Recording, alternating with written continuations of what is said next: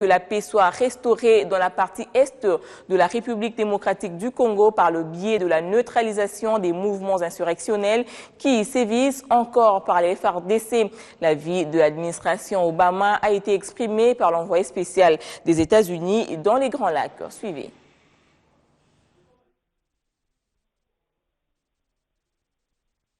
Elimination of the FDLR as an armed group is at least as important as what has been done with regard to the M23. Nous avons eu certaines réunions avec le gouvernement et nous avons compris que le but ultime, c'est l'élimination de groupes armés par les moyens paisibles ou à travers la reddition ou l'action militaire. Et ces deux options doivent être présentées sur la table en même temps afin que les FDLR soient conscients du fait que s'il n'y a pas de reddition dans un avenir proche, la solution militaire sera appliquée. Nous avons pris bonne note de la reddition de certains de ces éléments il y a quelques jours, mais le nombre n'était significatif. Et si ces redditions ne sont pas suivies des redditions plus significatives, le processus pourrait être dirigé dans une autre direction. If they are not going to enter into a serious process of surrender in the very near future. Having said that, we take note of the surrenders that occurred a few days ago. They were not significant in number, but they were not trivial. If they are not followed in the near future by additional significant surrenders,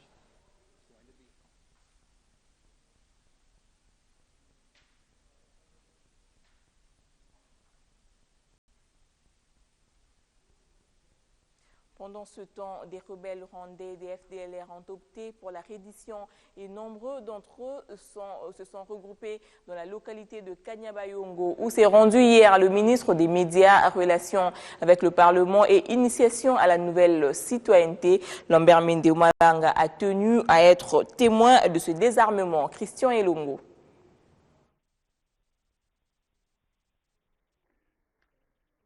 Dans le Nord Kivu, une compagnie de FDLR, soit 105 de ceux qu'on peut appeler désormais ex-combattants, sont venus volontairement déposer les armes.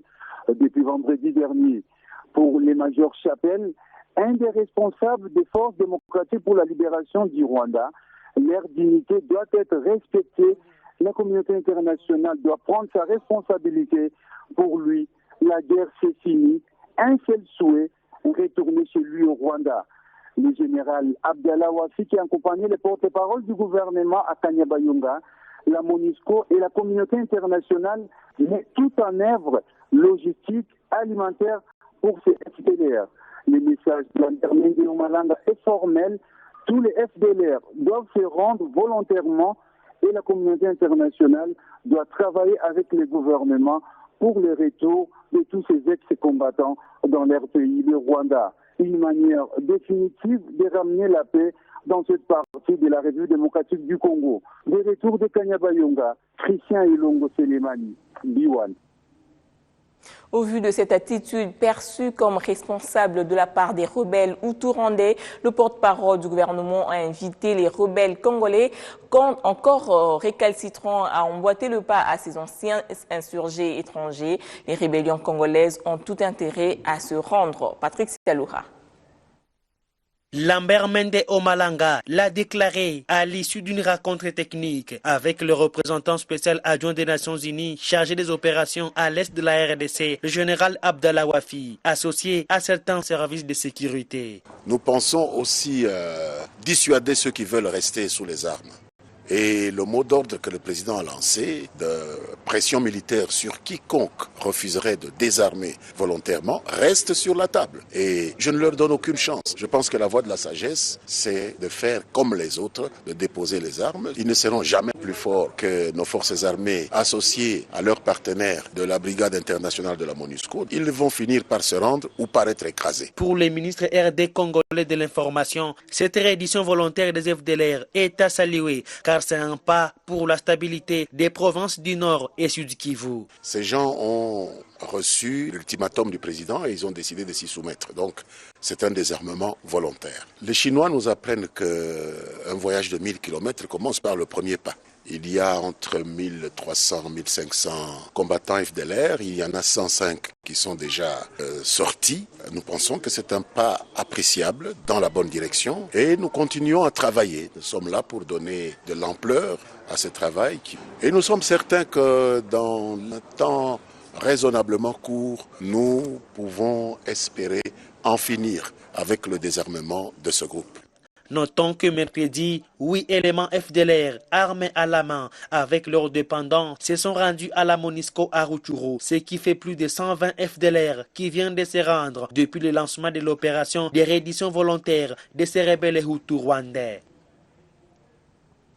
Entre-temps, le gouvernement se débat pour trouver des moyens financiers en vue d'organiser le recensement de la population. C'est ainsi que le ministère du Plan a lancé hier le projet d'appui institutionnel en statistique et aux finances publiques dans le but de mobiliser des fonds nécessaires à cet effet.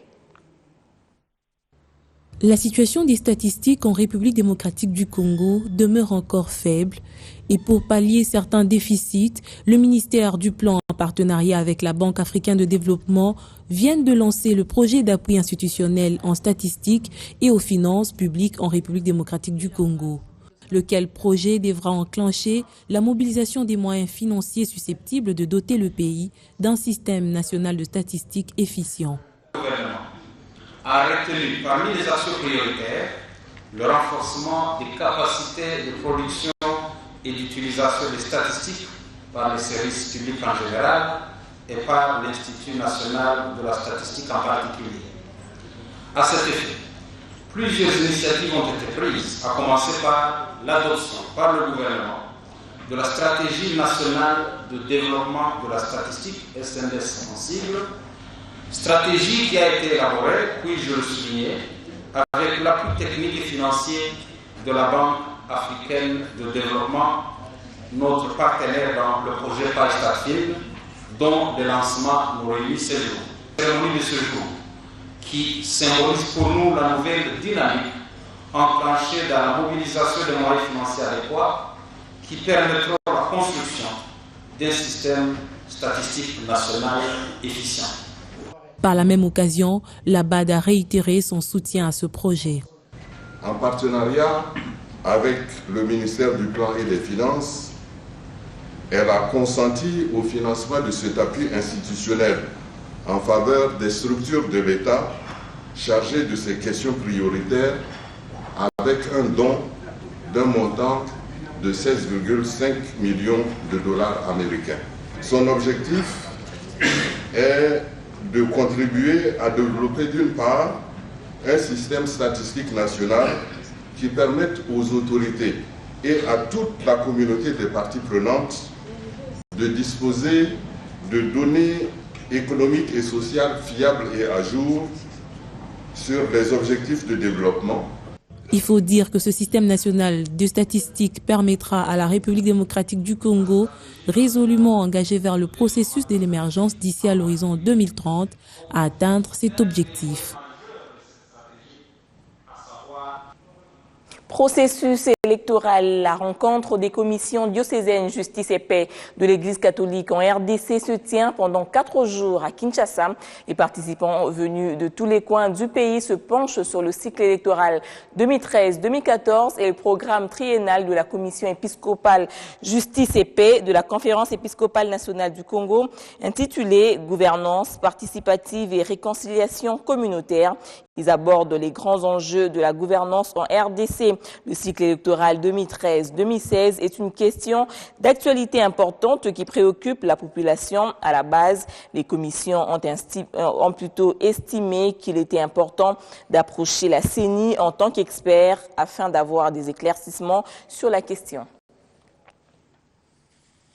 La journée d'hier a été également dédiée au plan mondial à l'environnement et à Kinshasa. Le gouvernement provincial a sensibilisé l'opinion sur l'urgence de planter des arbres sur des espaces verts. Le rassemblement à cet effet a eu lieu devant la Cour suprême de justice. Suivez. La journée internationale de l'environnement se présente comme une une occasion pour réveiller tous les terriens à respecter et protéger la nature. Les Amis de la Nature et des Jardins, qui luttent contre la déforestation et les changements climatiques, ont choisi la place de la justice dans la commune de La Gombe pour planter des arbres dans les espaces publics. Nous, le rôle que nous avons, c'est de préserver, de conserver et d'entretenir ce patrimoine que nous sommes en train d'acquérir. Quand on parle de patrimoine, ne voyons pas seulement les immeubles qui poussent, mais les arbres aussi.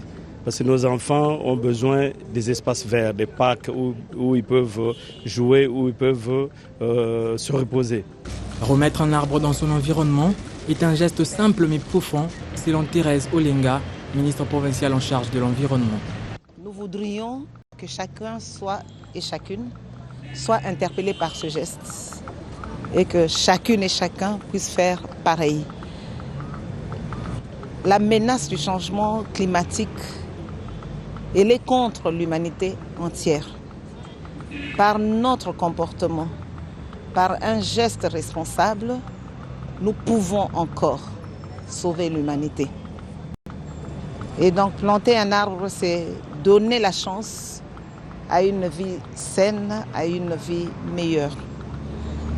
Nous devons intégrer cette réflexion avec la préservation d'espaces verts et d'espaces protégés pour que cette ville reste la ville verte ou redevienne la ville verte qu'elle a été. Et donc nous avons un rôle à jouer aux côtés des autorités pour arriver à cette fin.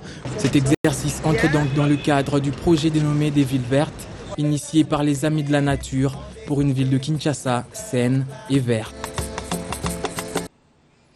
À l'échelle du continent, la 5e édition régionale des comités nationaux du programme hydraulique international en Afrique subsaharienne s'est ouverte hier sur la présidence du ministre de l'Environnement, Conservation de la Nature et Tourisme en présence des délégués des 28 pays africains membres de l'organisation. Après le Bénin et la Tanzanie, la RDC abrite la 5e réunion régionale des comités nationaux du programme hydraulique international en Afrique subsaharienne. Des assises placées sous le thème « La sécurité de l'eau pour tous ». Pour la 8e phase de ce programme, l'objectif principal est de faire le point sur les acquis de la mise en œuvre de la précédente phase et de discuter des domaines prioritaires pour la mise en œuvre de cette nouvelle phase qui commence, soit la phase 2014-2021. Des efforts importants doivent être déployés par les pays africains pour lesquels un grand nombre d'entre eux n'atteindront pas l'objectif numéro 7 des objectifs millénaires pour le développement relatif à l'accès à l'eau potable et à l'assainissement d'ici 2015. Le programme hydrologique international établi par l'UNESCO depuis 1975, suite à la décennie hydrologique internationale, est pour les États membres un instrument qui permet d'améliorer leur connaissance du cycle de l'eau et par conséquent de mieux gérer et valoriser leurs ressources en eau. Les ressources en eau sont les premières ressources naturelles à être touchées par les changements climatiques. D'où les stratégies d'adaptation à la variabilité de ces ressources devaient être au cœur des mesures à prendre. Avec le réchauffement de la planète, l'eau est en train de subir les effets. Il faudra qu'on tienne compte des effets du changement climatique sur les ressources en eau. Donc les eaux de surface, les eaux souterraines et les eaux atmosphériques. Il faut dire que les ressources en eau sont sans aucun doute un facteur de développement socio-économique et de croissance. Leur gestion en Afrique doivent s'inscrire dans une perspective. Regard sur la presse parue ce matin à travers les lignes. La balkanisation menace la province orientale et la prospérité. La tribu au Mbororo, 44 députés nationaux exigent leur départ sans délai. Ils sont là depuis 2000. Aujourd'hui, cela fait 14 ans qui tuent, pillent, massacrent, violent, volent et livrent les populations civiles à des multiples exactions. Le mot calvaire trouve là toute son essence s'il faut peindre le tableau noir et même qualifier la situation infernale à laquelle de nombreux compatriotes sont malheureusement exposés. La Lali a donc sonné lorsqu'en écrivant dernièrement un mémorandum à Joseph Kabila, les députés de la province orientale réunis au sein d'un caucus sous la coordination de Valentin Senga Pisayo ont décidé d'exhumer ce dossier en s'inscrivant en faux contre l'implantation prolongée et injustifiée des Mbororo dans les districts de Bazuélé et Otuélé. Le nouveau directeur de la réserve de la faune Okapi annonce dans Africa News que plus de 3000 Okapi à l'état sauvage vivent dans cette réserve en Ituri. Cette déclaration redonne l'espoir d'apprivoiser davantage ces animaux dont on craignait la disparition, notamment avec la tuerie de 15 Okapi en 2012 par la milice de Paul Sadala, alias Morgan, qui a tué tout récemment après s'être rendu au FRDC lors de son transfert vers Bunia. Avec cette nouvelle découverte, fait savoir l'hebdomadaire, l'on peut encore penser à la capture de ces animaux pour les replacer en captivité à Epoulou, localité située à environ 200 km au sud-ouest du district de Bunia, dans la province orientale frontalière avec l'Ouganda. En sport, la RDC gagne 4 places au classement FIFA du mois de mai 2014. Elle est classée 84e au niveau mondial et 18e sur le continent africain. L'Algérie détrône la Côte d'Ivoire à la première place en Afrique. L'Espagne reste première au niveau mondial devant l'Allemagne et le Portugal. Le Brésil est classé 4e équipe mondiale. Ce week-end connaîtra un événement culinaire spécial car il s'agira du déroulement de la 2e édition du Festival panafricain de grillade pour laquelle les organisateurs et des musiciens impliqués ont animé hier une conférence de presse revivant les échanges avec les journalistes. La 2e édition du Festival panafricain des grillades promet d'être un grand moment de régal pour les gourmets et pourquoi pas les gourmands. Anticipativement, avant ce 7 et 8 juin, comme pour donner du goût, les journalistes ont eu droit à une conférence de presse au Grand Hôtel Kinshasa. Les bons plats avec des spécialités exaltantes, les prestiges de l'art culinaire des pays africains font la confiance des organisateurs qui ne doutent pas de gagner le pari. On vous attend encore plus nombreux pour nous montrer que vraiment vous êtes vraiment tous ouverts, qu'on peut tous se réunir, tous partager en fait justement cette même joie de vivre, cette même joie de manger, de découvrir les autres cultures. Le Festival panafricain des grillades, c'est vraiment l'occasion pour tous de se réunir et de partager ensemble des moments de joie de 7 ans à 77 ans. Les stars de la musique qui, dans leur talent, savent mieux vanter ceux qui contribuent à égayer la vie.